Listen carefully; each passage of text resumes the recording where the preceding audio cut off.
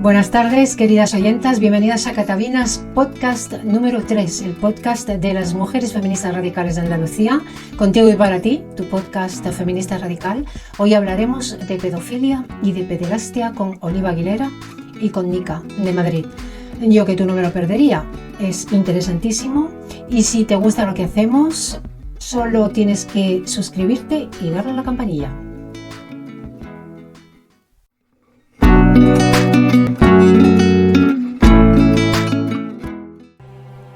Aunque la ONU declara el Día Mundial para la Prevención del Abuso Sexual Infantil el 18 de noviembre, todos los años, el 23 de junio, se celebra el Día Mundial de la Vergüenza Pederasta. ¿Por qué? Pues porque hay que tener en cuenta que el movimiento MAP, de sus siglas en inglés, Personas Atraídas por Menores, celebra, entre comillas, cada 24 de junio desde 1998 el Día del Orgullo Pedófilo. Y estas acciones vienen a contrarrestar y afrontar precisamente uno de los negocios más rentables del mundo, por detrás únicamente del narcotráfico y por delante del tráfico de armas. Tanto es así que este movimiento exige y reivindica los derechos para pedófilos y pederastas. En el caso de la edad de consentimiento, cada vez se generaliza más el discurso de que los niños y las niñas son seres sexuales que pueden consentir tener relaciones con iguales e incluso con adultos si es que así lo desean. Este argumento lo habrán escuchado seguramente de alguna ministra que conocemos todas. Esto, en un contexto social global, se facilita a través de la hipersexualización de la infancia y lo que sucede es que muchas personas se llevan las manos a la cabeza cuando se habla de educación sexual en los colegios. Pero sin embargo, se debe tener en cuenta que es una de las primeras herramientas de prevención. Con motivo de esta jornada, volvemos a participar por segundo año en las acciones que organizamos conjuntamente con las compañeras feministas de Madrid. En primer lugar, tenemos como invitada a una compañera de Afromujeres, que nos hablará de captación de menores en redes sociales. Después hablaremos con Nika, de Madrid, representante de Vergüenza Pederasta, que por 8º año consecutivo mantiene su lucha, sus acciones y reivindicaciones contra la pederastia. También podremos ver al final de estas entrevistas un vídeo de contenido bastante delicado. La velada de organización feminista y antipederasta da comienzo precisamente hoy, el 23 de junio, un día antes de la celebración del Día del Orgullo Pedófilo. Además de este podcast, habrá otros actos a lo largo de los días 23 a 27 normalmente, y los asuntos tratados en dichas jornadas son muchos y variados, como pueden ser la prevención, la pedofilia y la captación de redes, el ASI, el abuso infantil, la fotografía de menores, la inteligencia artificial, las imágenes retocadas, las imágenes relacionadas con la pedofilia, la explotación sexual infantil, el lobby pedófilo internacional, etc. Los y las supervivientes de pederastia, el sistema prostitucional, las operaciones de reasignación de menores desde la perspectiva histórica, la situación del colectivo intersexual, la mansfera, las redes sociales y redes pedocriminales, como por ejemplo La Manada, Daily Stormer, Anavid, etc., la pederastia clerical, la pederastia intrafamiliar, las madres protectoras, el maltrato institucional, el falso SAP, la Fundación Filia, el negocio con infancia y mujeres, el Atlas Network, los montajes policiales, judiciales y mediáticos, las sectas y organizaciones coercitivas. El artículo 19 de la Convención sobre los Derechos del Niño de Naciones Unidas dice: la infancia y adolescencia tiene derecho a crecer sin sufrir ningún tipo de abuso. Las niñas y niños víctimas de abuso sexual infantil así guardan el secreto, sufren un inmenso dolor en soledad durante años y se sienten culpables. El abuso sexual ocurre a niños y a niñas, a adolescentes de todas las razas, estratos económicos, religiones o culturas. 1 de 4 niñas y 1 de cada 6 niños sufre abuso sexual en la infancia o en la adolescencia. El 86% de los agresores son hombres. En el 85%, las víctimas tienen una relación afectiva con el agresor, ya que el abuso se da en la misma familia o en el entorno cercano.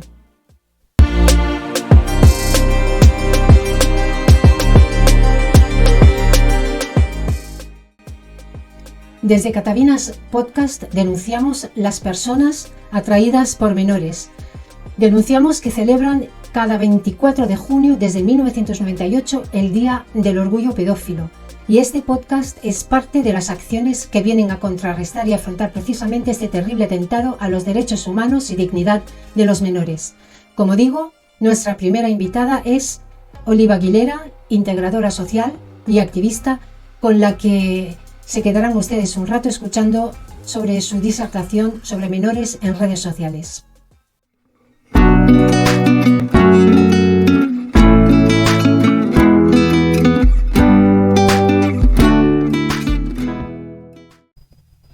Vamos a hablar sobre la captación de menores en redes sociales.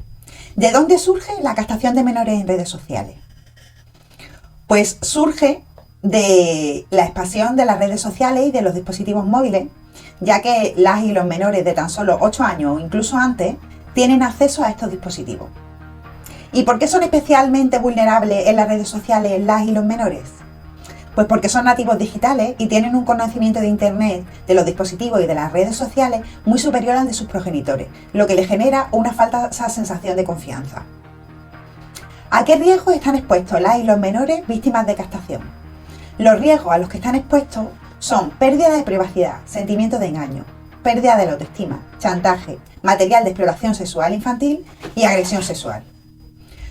¿Qué prácticas son más peligrosas para las menores y los menores? Hay dos prácticas peligrosas que llevan a cabo tanto progenitores como adolescentes, que sería el sharing, que es compartir imágenes o vídeos de menores que no tienen por qué ser de índole sexual, como fotos de cumpleaños, fiestas de disfraces, en el baño o en la playa, pero que pueden caer en manos pedófilas y una vez subidas a redes sociales. Por esto es importante no compartir imágenes de menores aunque sean inocentes. El sexting es otra práctica que se trata de compartir imágenes o vídeos de carácter sexual por WhatsApp, servicios de mensajería en Internet o a través de juegos online. Esta actividad puede llevarse a cabo entre menores. El sexting es muy peligroso porque se pierde el control sobre la imagen una vez enviada y puede dar lugar a la sextorsión o la pornovenganza. La sextorsión es cuando se pide dinero, contenido más explícito o encuentros sexuales, amenazando con publicar las imágenes o los vídeos. Y la pornovenganza es cuando se publica contenido sexual para perjudicar a la víctima. ¿Qué técnica utilizan los pedófilos en redes sociales? Pues la técnica que utilizan los pedófilos es el grooming. El grooming es un delito donde un adulto inicia una relación con una o con un menor a través de Internet, por medio normalmente de las redes sociales, aplicaciones de mensajería o los juegos online. Hay un intercambio de imágenes o vídeos sexuales, pudiendo incluso llegar a mantener contacto sexual en persona con dicha o dicho menor. ¿Qué características tiene el grooming? Sus características principales son que hay una voluntad de engaño por parte del adulto hacia la o el menor. La finalidad del adulto es conseguir un contacto sexual con la o con el menor mediante el control emocional. Este tipo de acoso se da mayormente en chicas, pero también es muy posible que haya chicos que lo sufran en silencio, ya que el miedo a que duden de su orientación sexual hace que no denuncien y se conviertan en una cifra oculta. Se lleva a cabo con dispositivos tecnológicos, debido a la poca percepción de los riesgos que tienen los adolescentes a la hora de usarlo. El agresor, en la mayoría de los casos, nunca tiene prisa y dedica todo el tiempo que necesite a ganarse la confianza de su víctima, para así lograr su objetivo. La relación entre groomer y víctima, en la mayoría de los casos, tras el acercamiento, la persuasión y el engaño, finaliza en un chantaje a través de elementos de fuerza en poder del agresor, como imágenes o vídeos comprometidos de la víctima, hechos a través de la webcam del agresor. El agresor amenaza a la víctima con hacerlo público en redes sociales o enviárselo a sus familiares y amigos. En el caso más peligroso, le pedirá un encuentro personal que conlleva mayores riesgos para la víctima. ¿Cómo se estructura la técnica del grooming? Pues se estructura en 6 fases. Exploración y selección de la víctima. Para seleccionar a la víctima, estudiará y analizará a través de la información obtenida o posteriormente, tras contactar con la víctima, la existencia de conflictos familiares, posible existencia de bullying o ciberbullying escolar, carencias materiales, familiares o de relaciones con su entorno habitual, maltrato y otros problemas. Contacto con la menor y el adolescente. En esta fase, una vez elegida la víctima, el agresor contacta con esta adaptando el lenguaje, mejorando su identidad o incluso creando una nueva identidad. Hay que tener en cuenta que el groomer utiliza técnicas de ingeniería social, adaptando su lenguaje, su gusto, sus preferencias y a los que potencialmente la víctima tiene. La tercera es el establecimiento de una relación de amistad. Es quizá una de las etapas más importantes del proceso y de duración indeterminada. Puede durar semanas, meses o incluso años. En esta fase aparecen los regalos y el agresor proporciona al menor atención, afecto y cariño, y buscará sustituir la figura de los padres si estos no están prestando atención al menor, con vista a que el proceso vaya más rápido. Se convierte en persona de plena confianza de la víctima, que le contará sus secretos y posiblemente le proporcionará fotos y vídeos.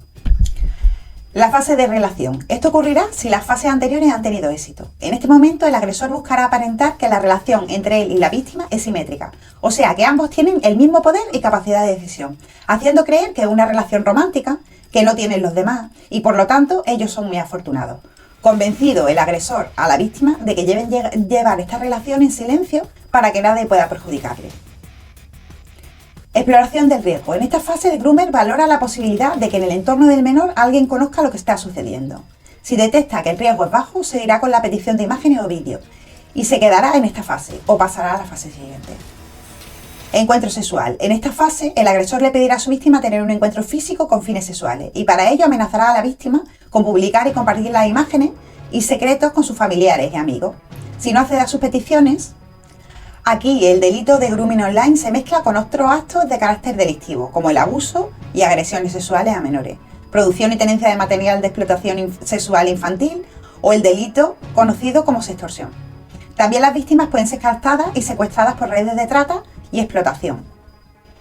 Es necesario reseñar que al ser normalmente perfiles falsos los que utilizan los agresores, ocultándose bajo una identidad de joven similar a la de la víctima, las proporciones de intercambio de material audiovisual entre ambos suelen ser mayores, lo que se puede considerar una práctica de sexting, aparentemente, y en un principio, pero realmente no lo son, ya que la identidad es una tapadera del agresor. No todos los groomers tienen como objetivo final el llegar a tener contacto físico con su víctima, que lleve a la agresión sexual o al contacto sexual, permitido o aceptado por el menor.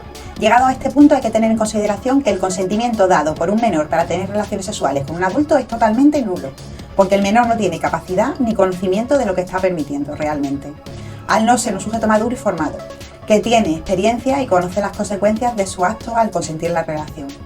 En nuestro ordenamiento jurídico la edad mínima de consentimiento para tener relaciones sexuales son los 16 años. Nosotras abogamos porque la edad sean los 18 y además se tenga en cuenta si esa persona desea o no la relación, ya que poner el consentimiento en el centro es permitir, ceder, transigir, pero en ningún caso desear. ¿Cuáles son las consecuencias para las y los menores? Un aumento de sintomatologías depresivas, ideas e intentos de autólisis, de suicidio, conflictos con los padres y conflictos con el sistema de control informal, la familia y la escuela. Exposición a conductas sexuales de riesgo, indefensión, trastornos de estrés postraumático. Una de las consecuencias más graves son las ideas o los intentos de suicidio. Entre las acciones que se pueden llevar a cabo en la lucha contra el grooming online está la formación tanto de menores y adolescentes para que conozcan todo lo que les afecta y también de los padres, de los profesores, para que puedan detectar a través de señales de alerta que algo le sucede a los niños y a las niñas. Hasta aquí mi exposición, espero que les haya sido interesante y útil. La infancia y adolescencia no se tocan.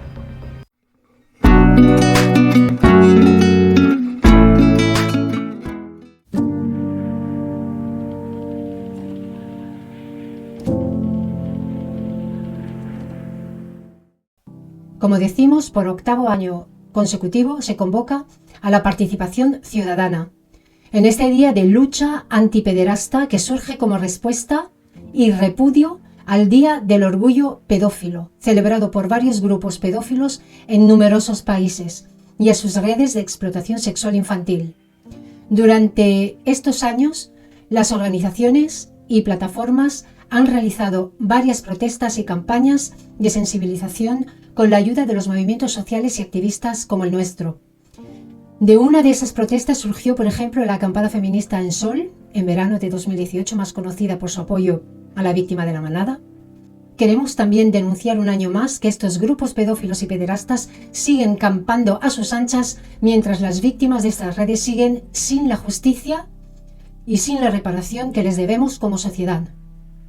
Con el peligro que esta impunidad y la continua radicalización de estos grupos coercitivos conlleva para el resto de niños, niñas, mujeres, denunciantes y la sociedad en general.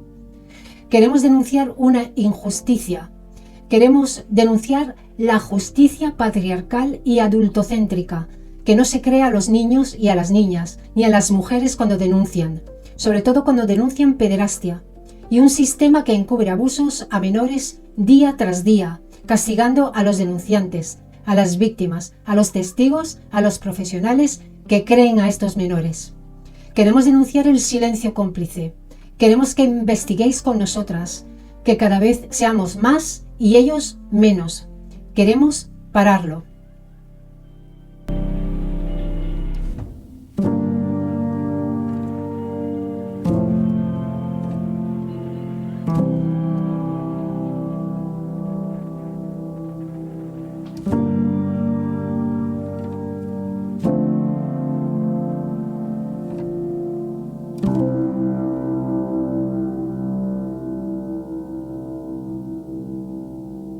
Bienvenida, Anika. Muchas gracias. Un placer contar con vos. Pues el placer es nuestro tenerte con nosotras. Me has dicho que querías empezar tu intervención aclarando algunos conceptos, ¿no? Como pedofilia, pederastia. ¿Y cuál es la diferencia?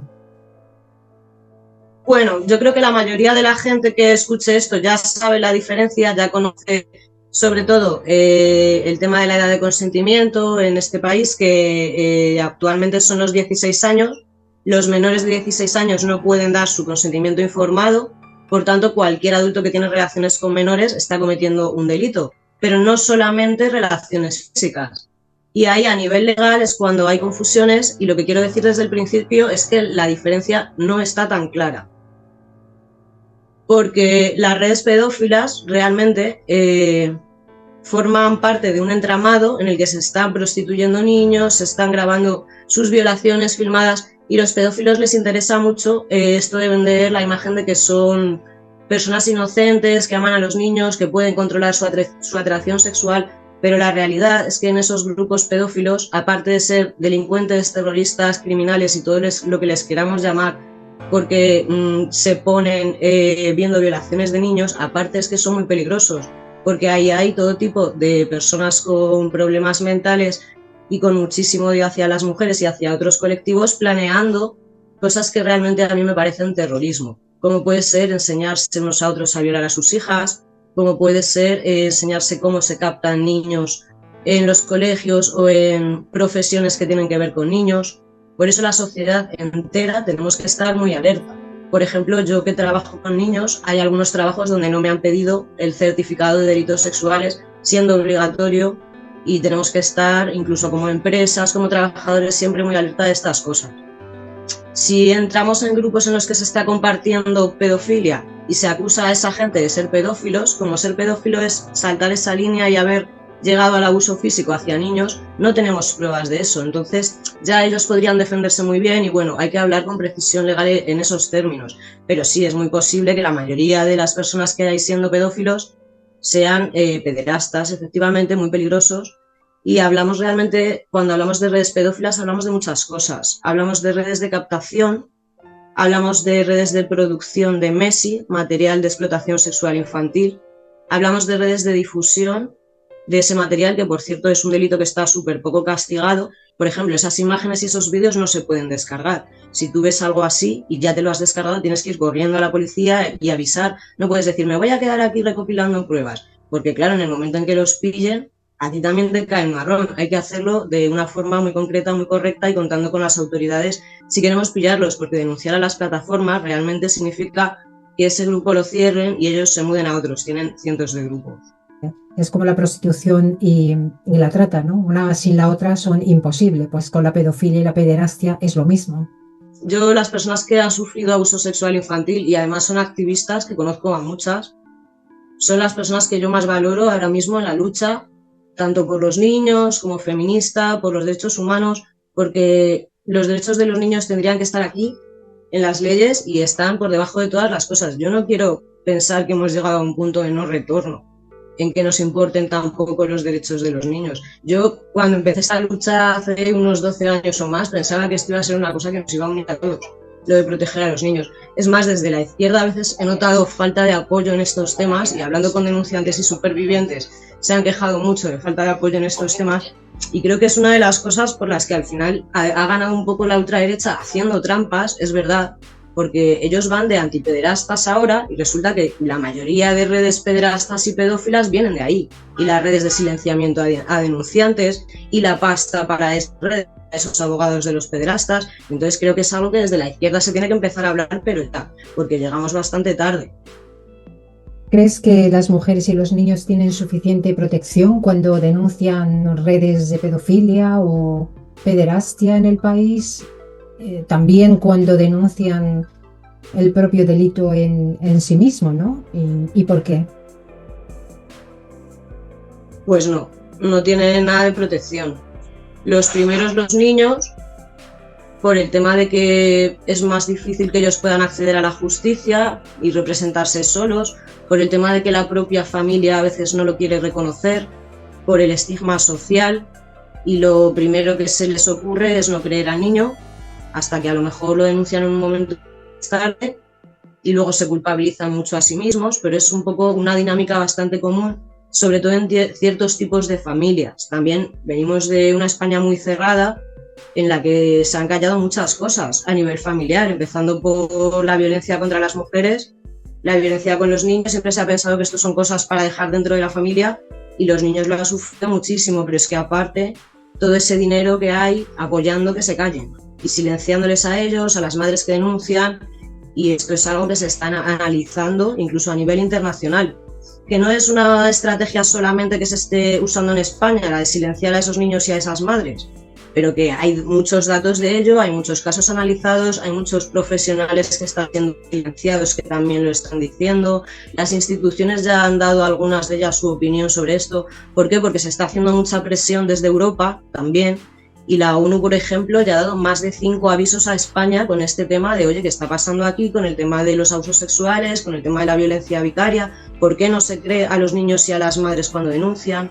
¿Por qué los abusadores y los pederastas o los hombres acusados de esto siguen teniendo las custodias de los niños?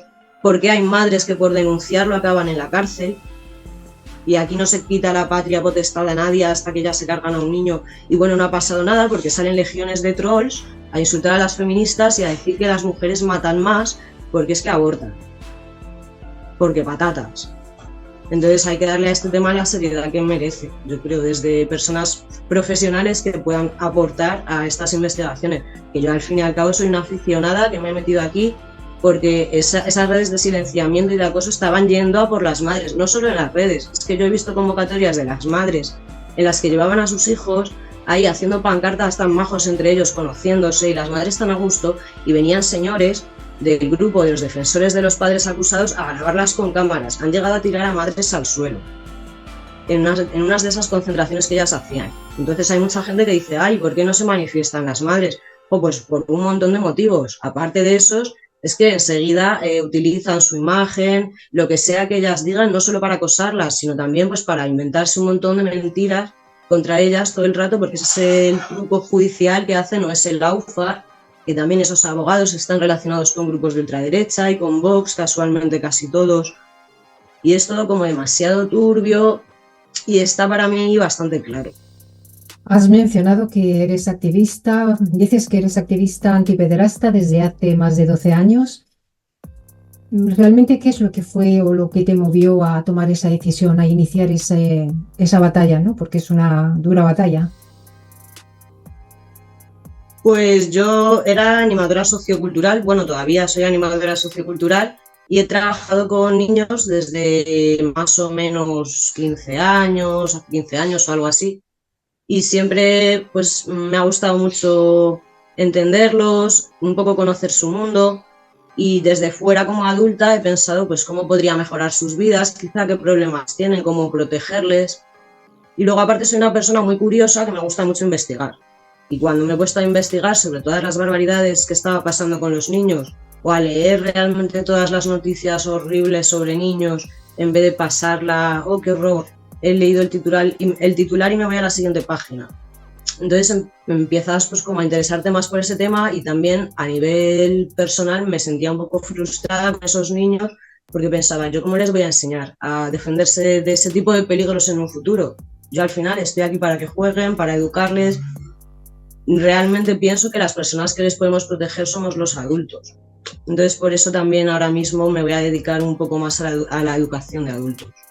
Empiezas creyendo e investigando los testimonios de los menores, pero acabas investigando la mansfera, ¿no? Primero me gustaría que me dijeras o que nos dieras una explicación un poco de qué es la mansfera y sigues investigando las redes pedófilas de ultraderecha. ¿Por qué? Bueno, pues empiezo a investigarlas un poco porque me pongo de escudo humano entre los acosadores de estas madres y esas madres. Yo pienso, ¿cómo puedo ayudar a estas madres denunciantes o a estas víctimas que están solas y están recibiendo acoso grupal por las redes?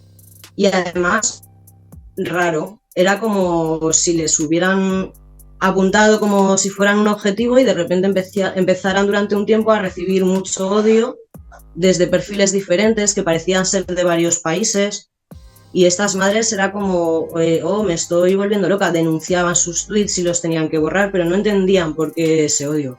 En el momento en el que las madres se empiezan a juntar, ya ven que los acosadores suelen ser los mismos, que están relacionados con el grupo de padres acusados, con abogados muy potentes, y llegamos a la conclusión de que pueden ser troll centers en los que haya personas trabajando, supongo que les pagarán, no lo sé, no sé si harán eso gratis o es que les pagan. Todo esto ha ido cambiando un poco. La lucha de ellos contra las madres o el acoso también ha cambiado mucho y ahora es menos evidente. Antes, por ejemplo, estas personas se presentaban como defensores de los padres por temas de custodia y cosas así.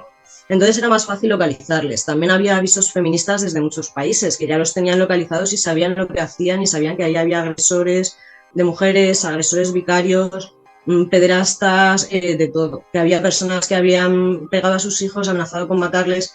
Y esto, al fin y al cabo, se acababa conociendo cuando eran muy pocos, pero es que han surgido muchísimos. Y encima hay un problema añadido, es que ya no van de somos defensores de los padres, ahora van de somos defensores de los niños, somos defensores de la infancia y de los derechos humanos y eso. ¿Por qué? Porque el interés superior del menor. El interés superior del menor, ellos atacan sobre todo con que debería ser tener dos familias, la familia biológica, que estén en contacto con las dos familias, pero claro, hay cosas que no tienen en cuenta, como que hay familias que están defendiendo a esa persona que es pederasta y está en la familia, que no están creyendo a ese niño, y eso es un maltrato psicológico, un maltrato emocional, y no es el ambiente adecuado para un niño. Entonces hay que tener mucho cuidado con estos grupos porque se intentan infiltrar en grupos de infancia. Y en cuanto a la ultraderecha, que ahora va de antipederasta y todo esto, pues realmente aparte de que están tapando sus cosas y están haciendo proyecciones acusando a personas de la izquierda o a grupos de la izquierda de tener esas redes y de tocar a los niños y de pervertirlos y todo eso, aparte de que están haciendo proyecciones, ¿a quién han ido a atacar más? Sobre todo a feministas y a grupos LGTBI. ¿Y por qué? Pues ¿dónde iban las víctimas de pederastia cuando eran adultas a denunciar? Porque cuando eran niñas no tenían a nadie que las escuchara, pero cuando eran mayores se han escudado mucho también en grupos de apoyo feministas y LGTBI.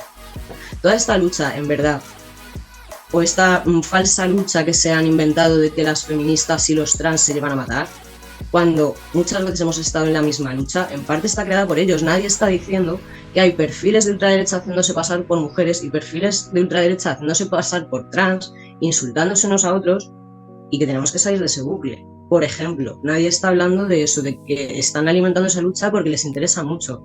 Esto tiene mucho que ver con la batalla cultural, por ejemplo, y con cosas que han estado pasando en otros países, como Argentina, por ejemplo, con dos señores de ultraderecha también que se llamaban Agustín Laje y Nicolás Márquez. Recomiendo un artículo de Malena Pichot, que es una feminista argentina, muy reconocida, que habla Malena Pichot, desde hace mucho tiempo de estas personas que ahora están en el equipo de Milei, ahí los primerísimos. Pues uno de ellos es un pederasta que directamente ya se le acusó, hay muchos jueces que le protegieron, y Agustín Laje habla de él como un cuadro orgánico antifeminista formado por el Pentágono. realmente están muy relacionados con grupos cristianos que apoyan a la ultraderecha, que al final son un poco los que ponen la pasta, y hay que tener mucho ojo a estas cosas que estaba avisando esta mujer desde hace mucho tiempo, porque nos están avisando desde otros países y es la misma estrategia, y seguramente el dinero también venga de los mismos sitios. Mansfera es un término amplio, digamos, un poco en el imaginario y un poco en las redes sociales, que tiene que ver sobre todo con lo que lo que llaman ahora cultura incel, sí, pero también con más cosas que había antes, o agrupa otras cosas aparte de la cultura incel. En la mansfera yo incluiría no solamente los incel, que se harían llamar célibes involuntarios, y pueden ser, por ejemplo, pues un chaval de 20 años que no ha tenido su primera relación con una mujer y que no sabe cómo hablar con las mujeres. Puede ser desde eso hasta un terrorista que se carga personas en masa, como ha habido algunos incel que han reconocido en una carta a ser incel si todos los demás le han reído las gracias después de matar a personas y matar a mujeres. Es que hay algunos que están proponiendo ese tipo de cosas. Sí, entonces, sí, no es un tema... El tema de incel y terrorismo van de la mano, pero no solamente están los incel. Dentro de la mansfera estarían también, por ejemplo, algo así como los MGT... Sí, W, sí. Su bola. Y bueno, supone que están más centrados en cultivarse a ellos mismos, en pasar de las mujeres porque guau, qué pesadas, en intentar pues tener muchas conquistas y ser autosuficientes para al final escoger ellos lo que quieren en la vida. Pero bueno, es también pues con un componente machista muy grande. Y luego están los pedófilos que siempre se han unido a estos grupos y a los de ultraderecha. Hay que decir del movimiento pedófilo, por lo que hemos ido viendo, y me da mucho asco llamarlo movimiento porque realmente pienso que son un lobby.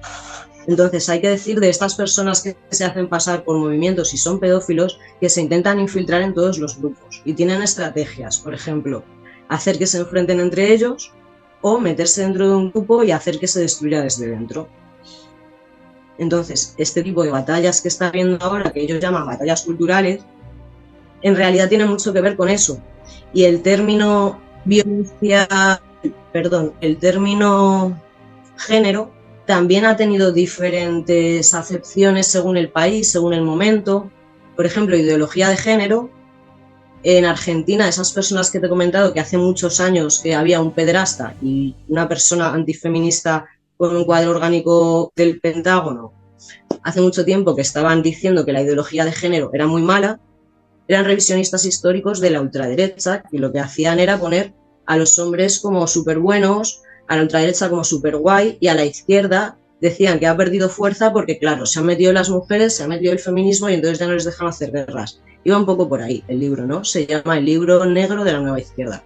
Pero claro, ahí en esa época, en ese momento, y para ellos, y con su libro que se difundió muchísimo, tienen todos el mismo discurso desde hace muchos años, son unos pesados, para ellos ideología de género incluía dentro todo lo que es izquierda. Incluía feminismo, movimientos LGTBI, indigenismo, por ejemplo, todo lo que no les gustaba a ellos o a sus grupos religiosos o a sus lobbies que les financiaban era ideología de género. ¿Qué es un grupo coercitivo? Y aprovecho ya para preguntar, ¿se toman medidas contra ellos en España? Vale, pues un grupo coercitivo, yo creo que aquí en España no estamos muy acostumbrados a escucharlo como tal, pero viene a ser algo como una secta.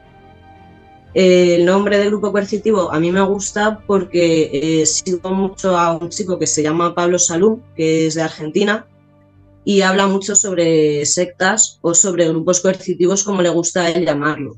Porque al final la palabra secta, pues según él se ha desvirtuado, y al final pues o todo es secta o nada es secta o no hay una definición concreta. Es más claro si hablamos de grupos que ejercen coerción sobre las personas. Por ejemplo, captándolas, obligándoles a hacer cosas que no quieren, a través de la presión social, la presión del grupo, por ejemplo.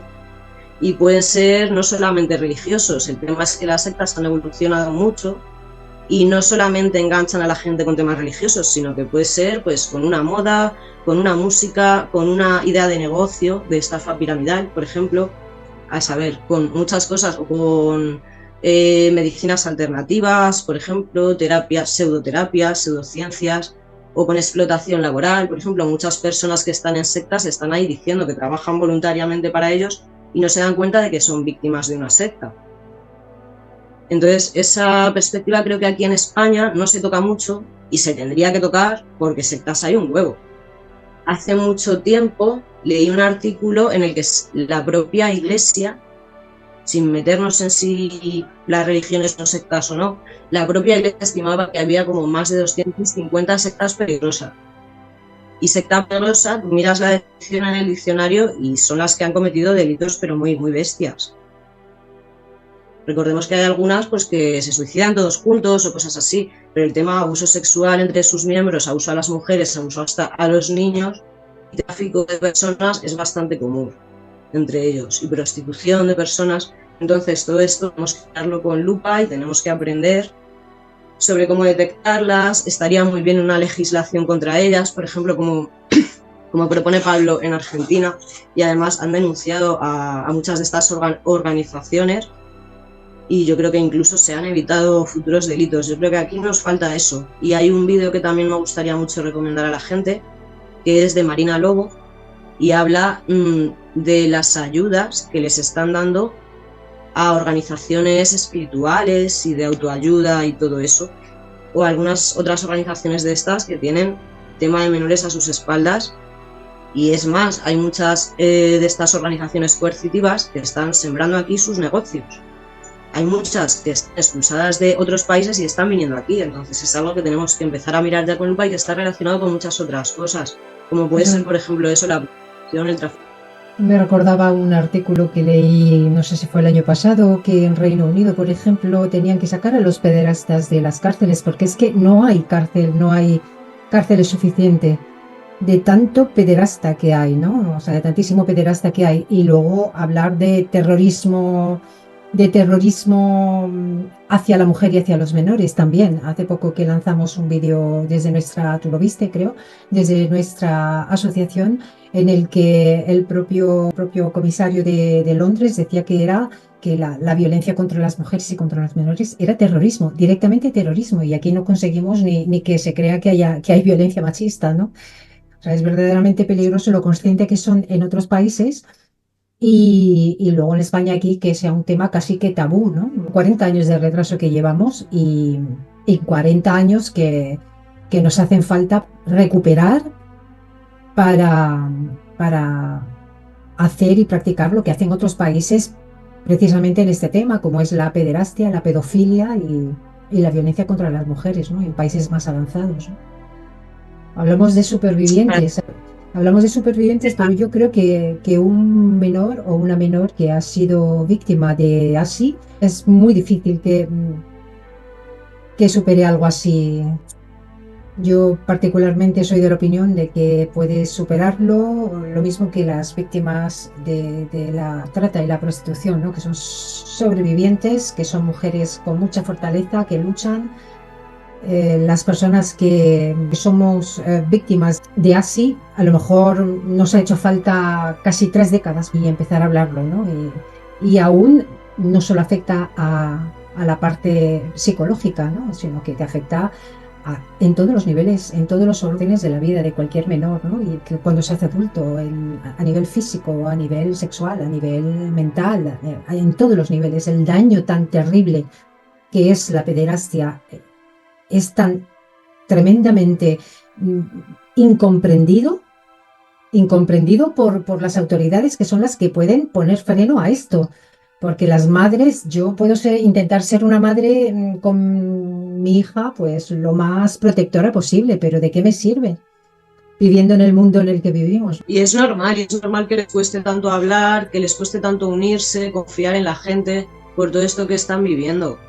Y también pienso que son en parte fases. Hay algunas madres que están súper desesperadas y a cualquier persona que se acerque y les diga que las va a ayudar se hagan como un clavo ardiendo, digamos, y luego pues eso, por eso las dejan tiradas a abogados, aunque otras les estén aconsejando, por ejemplo, no vayas con ellos o cosas así. Es como que necesitan probar todo y hay gente que se está aprovechando de eso. Y las propias madres saben que a veces ir a este tipo de concentraciones pues es peligroso. Pero es que aparte de peligroso, a mí me parece triste que vaya muy poca gente de los que no son afectados, porque al final me parece injusto pedirle que sean las propias personas que ya lo habéis sufrido o las personas que lo estáis denunciando a las que se le cuelgue ese marrón de proteger a los niños del futuro. O sea, bastante tenéis con lo que habéis tenido. Yo pienso que la gente tiene que empezar a tomar su responsabilidad en esto, porque si no, sus propios hijos lo van a pasar muy mal.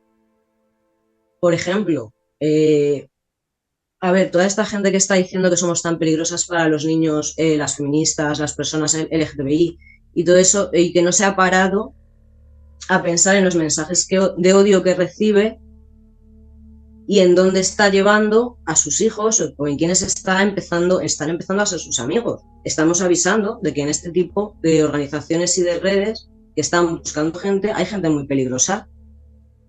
¿Hasta dónde crees que pueden llegar los tentáculos de esas redes? Yo creo que están en todas las instituciones ahora mismo. Hay pasta para defender a pederastas y a violadores. En concreto, en el caso de los pederastas, las madres dicen muchas veces que no saben cómo un tío que supuestamente no tiene dinero donde caerse muerto, de repente tiene un abogado de la hostia que cuesta un montón, con un bufete de abogados muy caro. Pero es que vienen todos del mismo sitio, o casi todos. Entonces, ¿quién está poniendo la pasta para eso? ¿De dónde sale?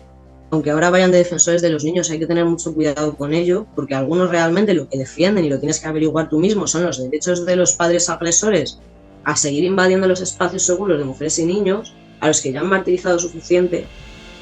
Y al final ves pues cosas como entregas de premios entre ellos, donde ves ex jueces, ex policías, un montón de abogados, personas que ya han sido condenadas y que siguen ahí todos diciendo que son inocentes y saben que están acosando tanto a las madres y las están friendo a denuncias falsas. Ellos son los de las denuncias falsas, que saben que no van a hablar, que lo tienen todo controlado. Si la gente no actúa, vamos de mal en peor. Y precisamente las personas de ultraderecha que están tan confiadas con ellos, que tengan mucho cuidado, porque a los primeros a por los que van a ir es a por sus hijos.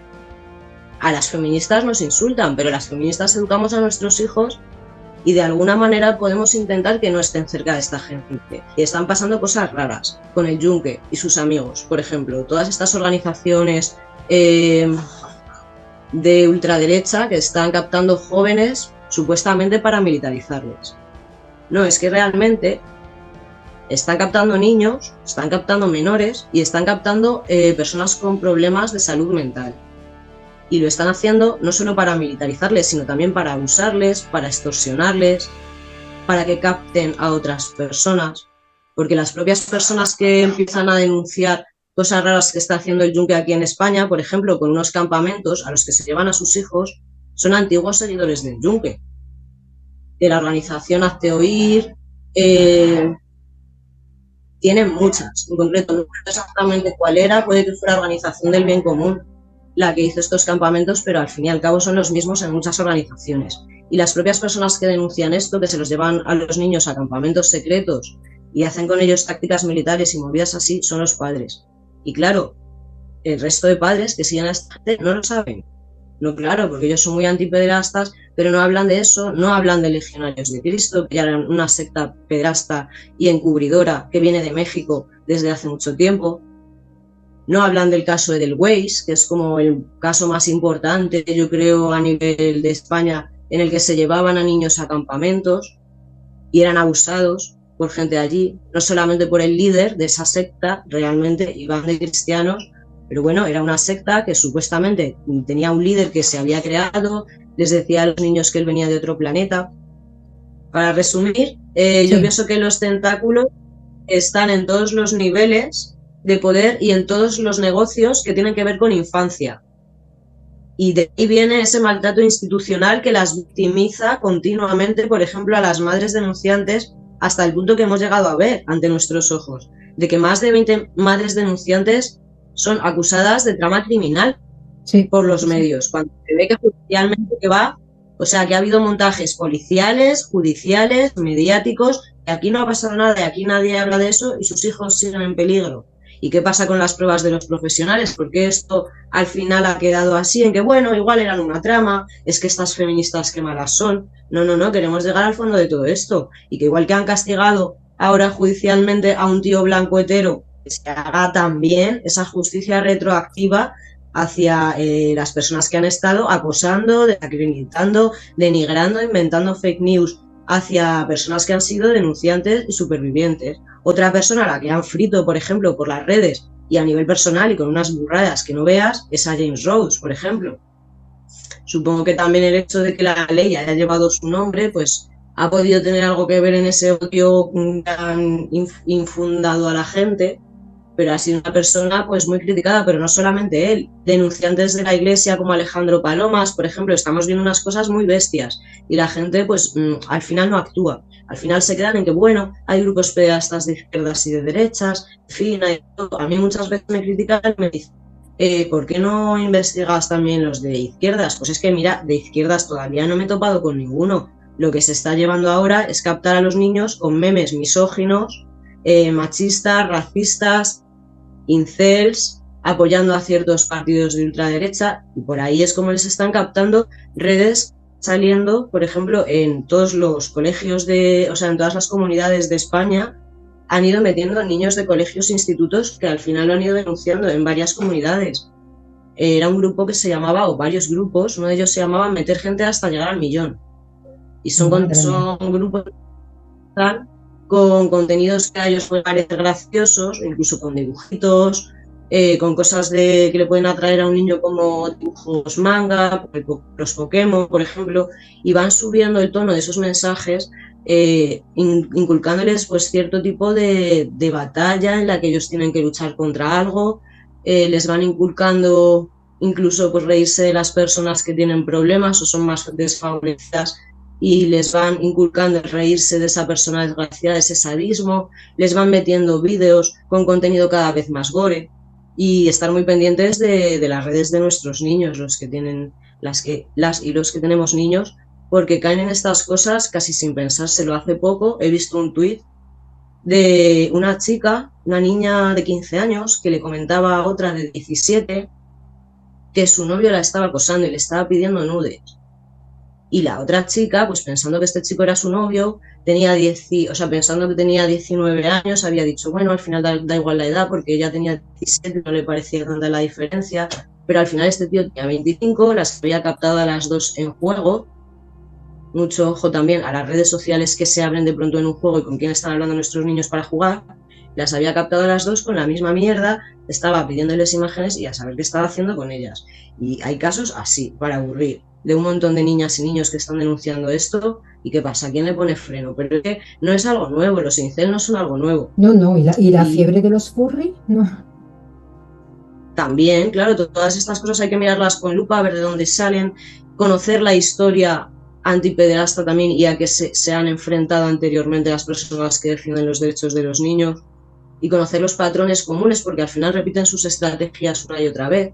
Pero entonces, ¿qué crees que podemos hacer al respecto? Quiero decir, nosotros somos personas normales y corrientes, estamos haciendo ahora mismo una visibilización del problema, pero ¿cómo podemos implicar a las autoridades? Por supuesto, hacen su trabajo, que cada 2 por 3 oímos, pues han desmantelado una red de pedófilos con tantos miles de imágenes, pero poco más.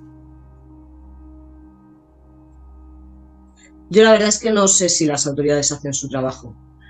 Pienso que hay personas que lo hacen lo mejor que pueden, pero no sé si son lo suficientes para la dimensión del problema. No, es que hay muchas madres que hacen denuncias falsas. Y yo con tema de ASI, de verdad. Mira, no me creo que haya ni una. Porque si hablan con otras madres y ven el infierno que están sufriendo y ven que se están arruinando en procesos judiciales, que acaban ellas mismas en la exclusión social, que ellos las acosan día sí, día también, que al final sus procesos judiciales parece que van a resolver su caso, pero al final acaba yendo contra ellas, hasta el punto de que les está costando mucho animarse unas a otras a denunciar. También ellas tienen que tener asesoramiento psicológico, asesoramiento legal, gratuito. Yo pienso que todo eso es parte de la reparación que se les debe. Saben perfectamente ellas mismas que hay jueces comprados que jamás en la vida van a querer a un niño. ¿Dónde están los demás? ¿Por qué no se habla de nada de esto en los medios? ¿Por qué ahora que sí por fin se ha descubierto una red de padres que están enseñándose entre ellos cómo violar a sus propias hijas y cómo drogarlas para luego violarlas? Porque esto no es noticia pública, porque no tenemos información sobre esos pederastas Porque en algunos casos, como el único caso que conozco, el único caso en el que el padre, en un caso de violencia intrafamiliar, de abuso sexual paterno, el único caso que conozco que el padre ha entrado en la cárcel, ha salido a los 5 años y ya está reclamando la custodia de su otro hijo. Las propias madres dicen, los protocolos están mal, nunca nos llaman, cada vez que sale una de estas redes, nunca nos llaman para preguntarnos, oye, ¿alguno de los hijos que salen en las imágenes es tu hijo? Nos vendría muy bien porque, claro, si podemos tener pruebas para nuestros casos que nos están tirando por tierra, lo que están viendo los pediatras, las pruebas de los pediatras, las de los psicólogos, que a veces no dejan testificar al colegio, que es el que ha denunciado los abusos, o sea, les están haciendo unas putadas a nivel judicial que no las ves en otras cosas y te lo cuenta una y dices, Dios mío, no me lo creo, ha debido de ser un error horrible, un error tras otro en tu caso. Es que luego ves todos los casos de todas y son calcados. Es terrible. La verdad que tenemos mucha suerte de tenerte con nosotras. 12 años de investigación dan para mucho, aunque este tiempo que tenemos es muy cortito y solo nos vamos a quedar en la superficie. Me gustaría casi que para terminar que nos hables un poco de qué tiene que ver México con la cultura incel y por qué piensas que es tan importante relacionarlo. De estas cosas que he investigado por las redes, una de las que más me ha llamado la atención es un vídeo que yo he pedido que pongamos y se va a poner al final del vídeo para que me contéis si estáis flipando tanto como yo, porque este vídeo es de hace muchos años y habla de un fenómeno que supuestamente habría pasado sobre el año 2000. Lo denominan la cultura autista de Internet.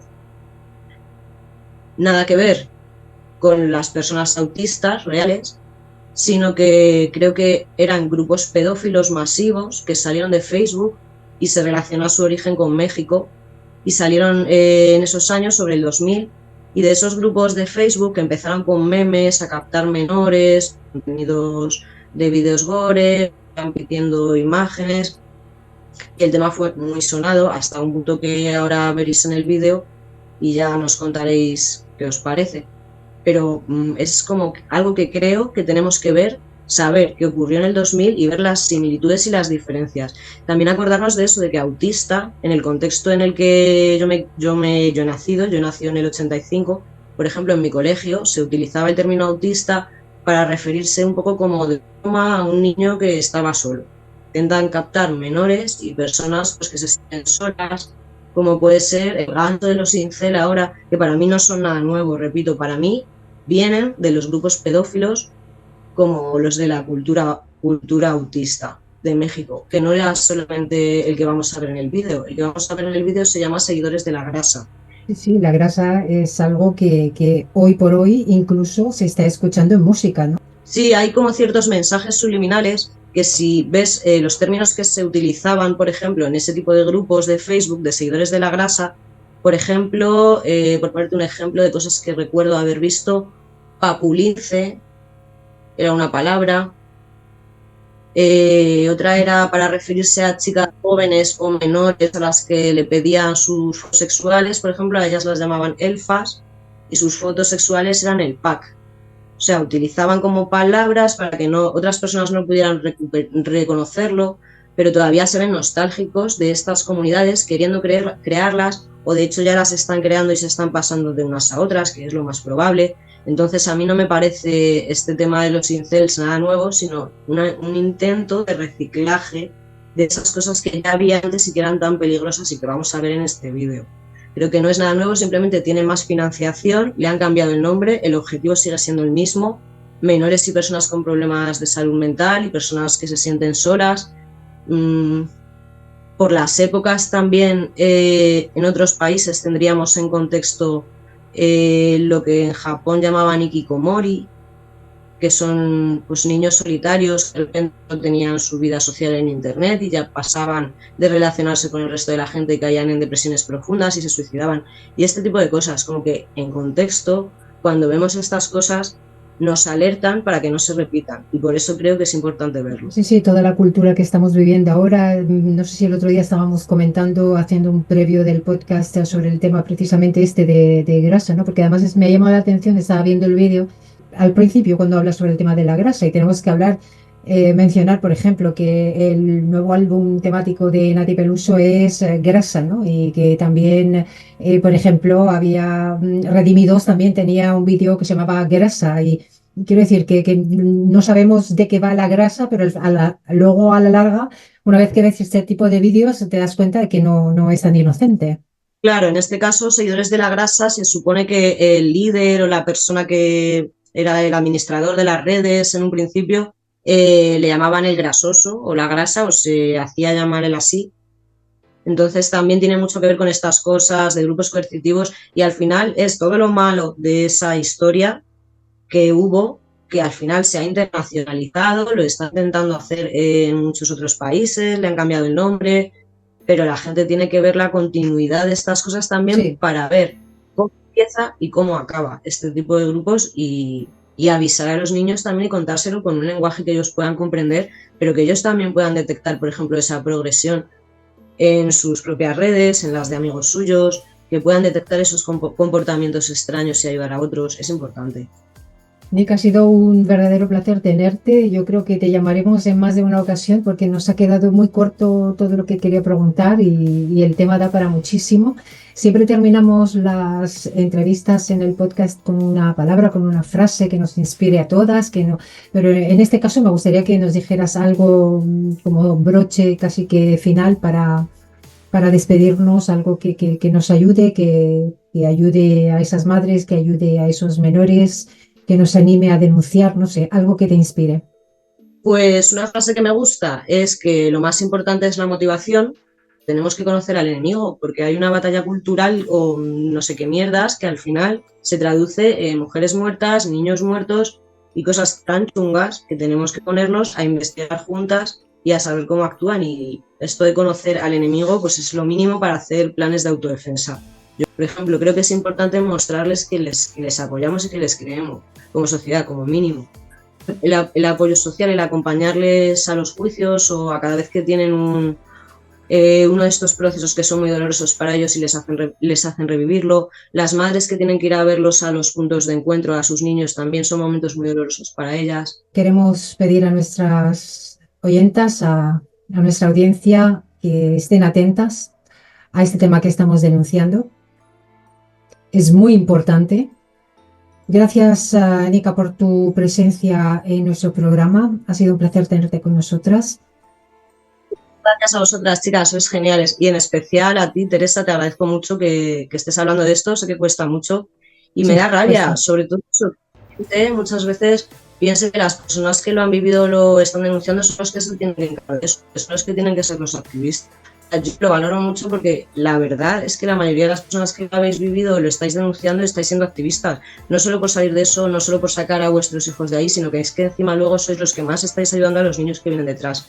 Entonces yo os valoro un montón, creo que os debemos por lo menos eso y espero que seamos mucha más gente apoyando a esas madres, a esos niños, a esos denunciantes de pederastia clerical, a esos adultos que han sido unos niños y ahora están intentando salvar a otros.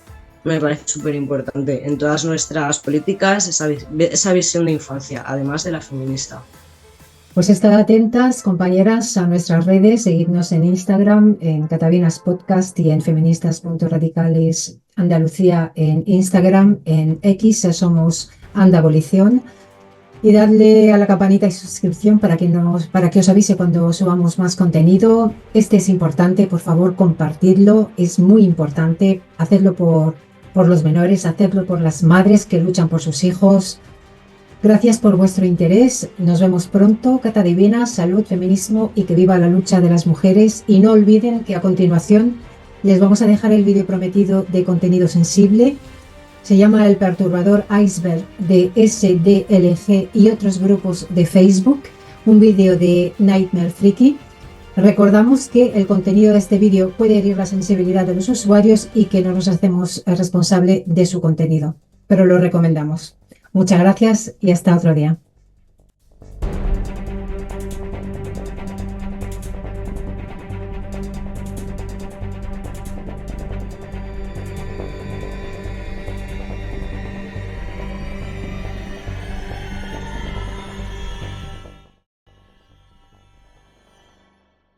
Seguidores de La Grasa, también conocido como simplemente La Grasa, fue una comunidad de Facebook que fue uno de los más polémicos y populares grupos autistas de Facebook en toda Latinoamérica y de España.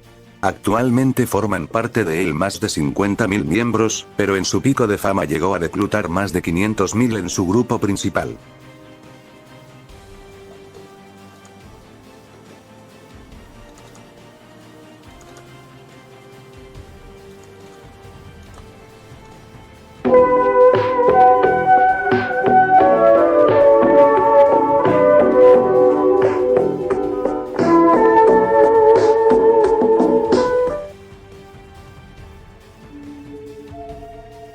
Nivel 1. Conocimiento básico que todo miembro promedio sabe.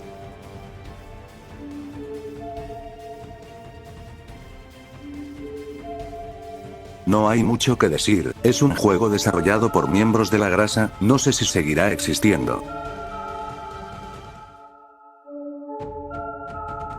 Es una chica a la que le sacaron sus nudes y lo postearon el grupo. Pondré una captura de cuando Florencia se enojó y le recriminó a los admins esta acción.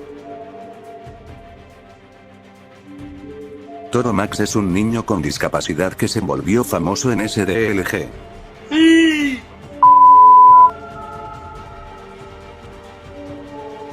Este es un caso de acoso a un niño que sufría una discapacidad que deformaba su cabeza y le daba un gran tamaño. Todo esto terminó cuando por causas ajenas a esto el joven falleció. SDLG ha salido muchas veces en la televisión, no es necesario poner pruebas, basta con que lo busques en YouTube. Este caso le pertenece a Moa. Laura era una niña de 12 años a la que le sacaron nudes, además de ello hacía directos en donde se metía un pepino por la cola. Actualmente tiene más de 18 años, y ella misma confiesa que ese pasado la dejó mal emocionalmente. Este era un personaje de La Grasa. La temática era que toda cuenta que tuviera este personaje de perfil pasaría contenido CP en formato mega o por WhatsApp. Se desconoce quién es este señor en la vida real, pero se volvió famoso entre los miembros de SDLG. Nivel 2. Estos datos son un poco más escondidos para el miembro promedio, ya que provienen del 2013 en su mayoría. Una chica de 17 años a la que sacaron nudes y lo compartieron con sus familiares. No es broma, SDLG tiene unos posts muy escondidos que muestran que el shitpost latino nació de ese grupo. El nombre lo dice todo. Me pregunto qué sentirán esas personas al ver su tatuaje ahora. Esto es lo más nerd que ha hecho La Grasa, atacar a la página de Barack Obama con ñ, ya que esa letra no la tienen los teclados estadounidenses.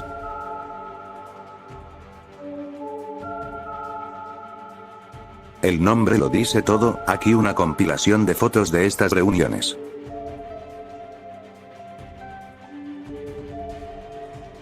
Un tipo le pidió fotos desnuda a una menor durante una videollamada. Su madre llegó y notó algo raro. Se acercó a la pantalla, y bueno, miren el video, la reacción de la madre es muy graciosa. Para burlarme de ti, pendejo. Mira, hijo de tu puta madre, donde yo sepa quién eres realmente, no te la vas a acabar, hijo de tu perra madre. Te voy a meter en la cárcel porque es un marrano, porque ni creo que seas el de la pinche foto, pinche naco malparido culero. Deja de molestar a mi hija, porque te voy a reventar toda tu puta madre y te voy a meter a la cárcel por pinche acosador y culero asqueroso. Así que bájale de huevos, pinche imbécil jodido naco. Nivel 3. Acá empezamos con lo raro y desconocido, que muy pocos recuerdan o saben.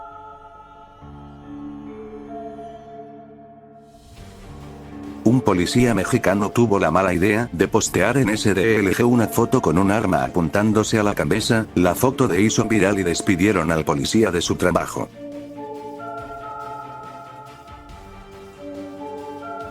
Creador de Moa, probablemente uno de los primeros lolcow que ha tenido internet en Latinoamérica, filtraciones de sus propios vídeos porno, acoso y doxeo a miembros de su grupo, exhibir a su hijo recién nacido a internet, son de las pocas historias que se pueden nombrar.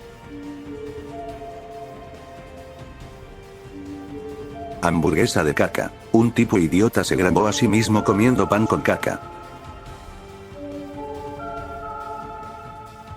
Cómic de SDLG. Un tipo sacó un cómic inspirado en los acontecimientos que se daban en el grupo, este fue bien recibido, pero no duró mucho, actualmente es un material perdido y solo se cuentan con 8 páginas. Un tipo idiota se dejó morder por una serpiente y lo subió al grupo, obviamente se intoxicó y casi se muere. Un tipo idiota hizo un video en donde aplastaba caca de perro con su mano y comenzaba a embarrarse los brazos, material perdido. Esto puede ser debatible, pero estas packs de Facebook marcaron el comienzo de los memes y el humor ofensivo en Latinoamérica. Esta era acabó en el 2012 cuando Dross delató a los admin de la pack PicaFab. Nivel 4. Casos extremadamente pocos conocidos de la grasa. Si conocías uno de estos, escribe en comentarios. Quintanilla hizo un post en donde denunciaba un abuso sexual hacia él. En el post original él contaba su experiencia traumática. Una chica de SDLG lo rechazó y él se enojó tanto que pedía a los miembros del grupo que la acosaran. En algún punto de SDLG, los miembros de ese grupo lo doxearon, llegando a descubrir su número de celular, tarjetas de crédito y credenciales. Este es un dato que pocos recordarán, pero Drasser comenzó siendo un personaje de anime de la grasa, subía contenido feo y era poco conocido, hasta que se creó su canal y comenzó a subir openings de animes. Otra vez Quintanilla, pero aquí ya, él tenía la idea de sacar una línea de ropa, llegaron los diseños, pero el proyecto llegó a nada, foto del único diseño rescatado. Era un reto que lanzaron los ADM, consistía en besar el piso y mandar una foto, el que lo hacía le darían ADM, a pesar de que muchos los hicieron, no se les dio nada XD. Nivel 5. A partir de acá entramos en el lado oscuro de la grasa. Este es el caso de Brian, un chico que subió un video en SDLG en donde tocaba indebidamente a su sobrino. Las fotos son bastante explícitas, el tipo hasta le hizo sexo oral. Brian fue denunciado penalmente por su tía, se desconoce qué pasó después.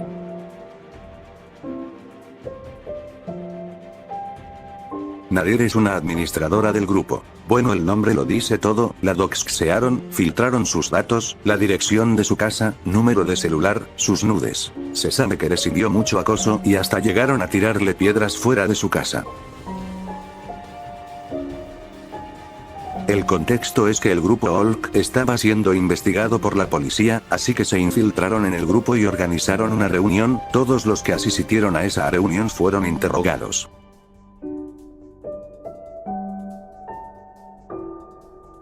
Miembros de SDLG doxearon a un tipo llamado Kevin, y usaron el número de la mamá de él, para enviarle mensajes subidos de tono. Este acoso duró días, se hicieron memes y burlas al respecto.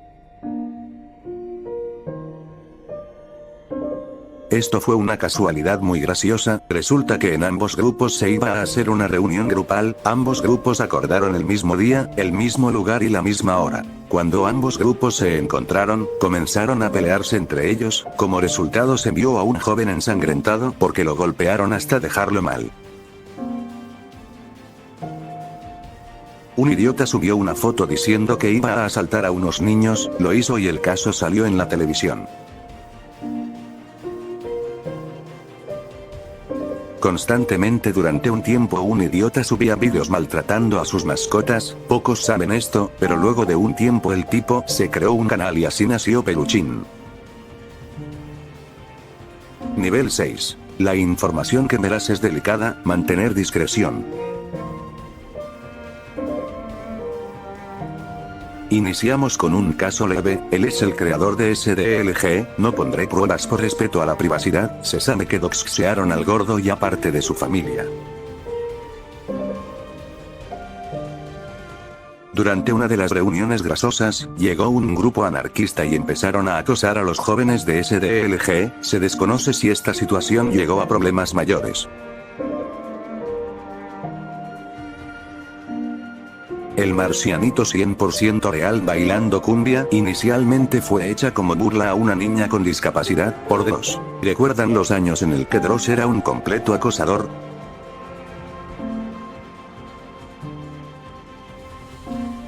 Eduardo Pacheco era un moderador de SDLG, un día subió un video en donde tenía relaciones con una gallina, luego de eso se hicieron muchos memes, y algunos incluso admiraban lo que había hecho. El video como tal así como los memes es material perdido, pero ¿existen pruebas de que esto fue real?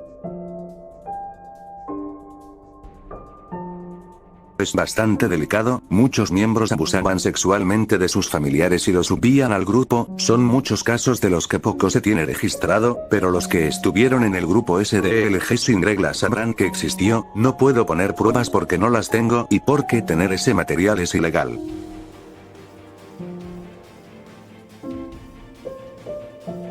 Durante un tiempo existía una temática, esta consistía en crear un grupo privado en donde los miembros pudieran compartir contenido sin restricciones. Estos grupos solían durar una noche, y es de aquí donde nacen los subgrupos zoofílicos grasosos, y diferentes grupos de WhatsApp donde se pasaban contenido ilegal.